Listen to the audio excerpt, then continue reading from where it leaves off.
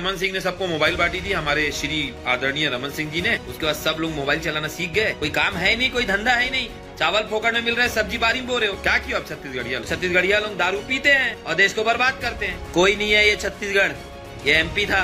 कायदे में रहोगे, फायदे में रहोगे। छत्तीसगढ़ में इन दिनों माहौल कुछ गर्म है। वजह है छत्तीसगढ़ महतारी की मूर्ति टूटने के बाद वायरल हो रहे लगातार बयान।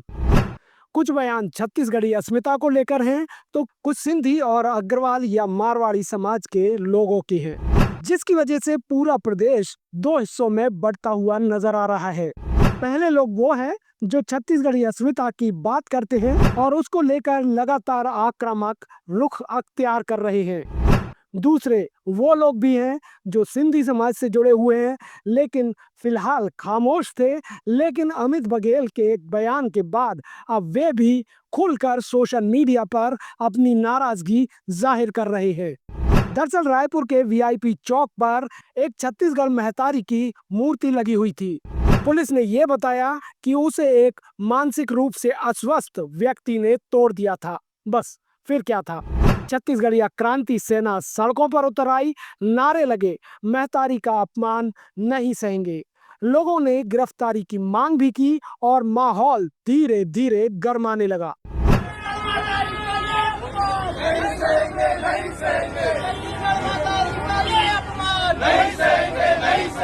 जब तक बात छत्तीसगढ़ महतारी की मूर्ति तोड़े जाने को लेकर थी, लगभग हर कोई खामोश था और इस प्रतिमा को तोड़े जाने के विरोध में नैतिकता के आधार पर समर्थन भी कर रहा था। लेकिन असली बवाल तब शुरू हुआ जब क्रांति सेना के प्रमुख अमित बघेल का बयान सामने आया। उन्होंने एक बयान के दौरान मारवाड़ी, सिंधी और अग्रवाल समाज की आस्था पर कुछ अपमानजनक बातें कर दी।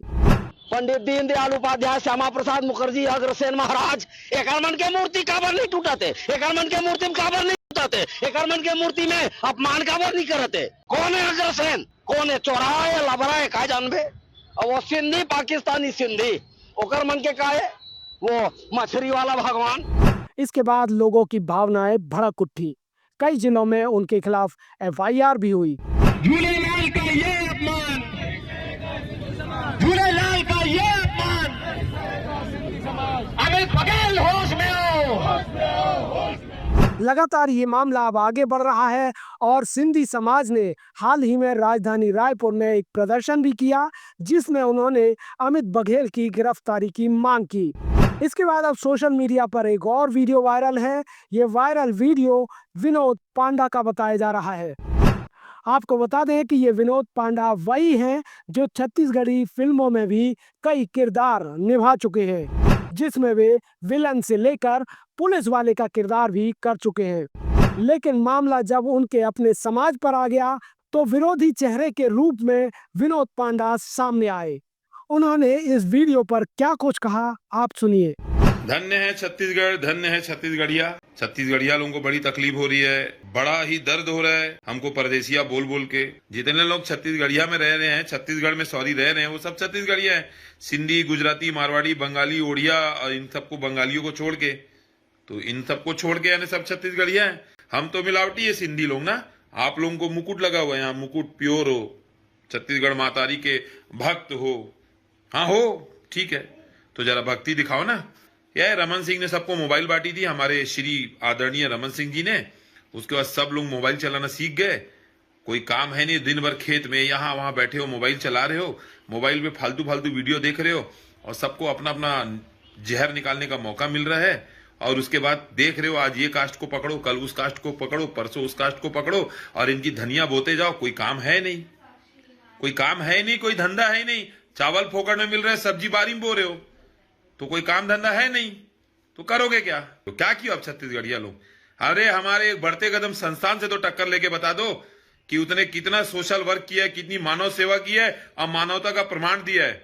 अग्रवाल समाज से तो टक्कर लेके बताओ कि उन्होंने कितना अपना परिचय दिया, सेवा भाव का, और आप लोगों की मदद की है, चंदा दिया है। जा जाके बड़ी बड़ी उड़ला की फैक्ट्री से आप लोग मोटा मोटा चंदा वसूलते हो और जिनसे आपका दारू और ये सब चलता है।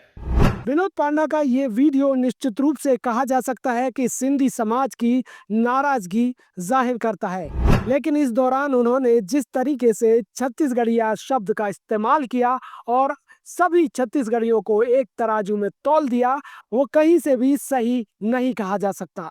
हालांकि अब विनोद पांडा का ये वीडियो वायरल है और इसके बाद लगातार सोशल मीडिया से लेकर फोन पर उनको खूब खरी खोटी और गालियां सुनाई जा रही हैं। जिसके बाद विनोद पांडा ने एक और वीडियो जारी किया है जिसमें उन्होंने अपने इस बयान पर माफी भी मांगी है। सभी को नमस्कार, जय जवाहर, जय छत्तीसगढ़। मैं विनोद पांडा सभी छत्तीसगढ़िया भाइयों को मैं बताना चाहता हूं कि मैं भी एक मूर्तिकार हूं। मैंने न जाने कितनी छत्तीसगढ़ महातारी की मूर्तियां बनाई है। मैं भी छत्तीसगढ़ महातारी के कोरा में रहने वाला हूं। मेरा परिवार यहीं पल रहा है, हम यहीं खा रहे हैं, बसे हुए हैं। हम छत्तीसगढ़ से कभी भी दूर नहीं जाएंगे। लेकिन कुछ लोगों ने ऐसे गंदे गंदे कमेंट्स किए हैं, और अमित बघेल जी ने और क्रांति सेना ने। मैं क्रांति सेना से जुड़े हुए छत्तीसगढ़ियों का विरोध करता हूं, और क्रांति सेना के जो अध्यक्ष हैं अमित बघेल जी, मैं उनसे बिल्कुल नफरत करता हूं, उनका विरोध करता हूं, उनका खंडन करता हूं। बाकी किसी भी छत्तीसगढ़िया से मुझे कोई नाराजगी नहीं है। आप देख सकते हैं ये कैसे कैसे कमेंट्स आ रहे हैं। इतने हजारों कमेंट्स पढ़ पढ़ के मेरा दिमाग, मेरा मन, मेरी आत्मा दुखी हो गई। मेरे गुरुजनों, मेरे संतों को जो अपमान किया गया हमारे कास्ट का, उसके चलते मैंने छत्तीसगढ़ क्रांति सेना से जुड़े छत्तीसगढ़ियों का विरोध किया, ना कि आम छत्तीसगढ़िया का। हम सब भाई भाई हैं।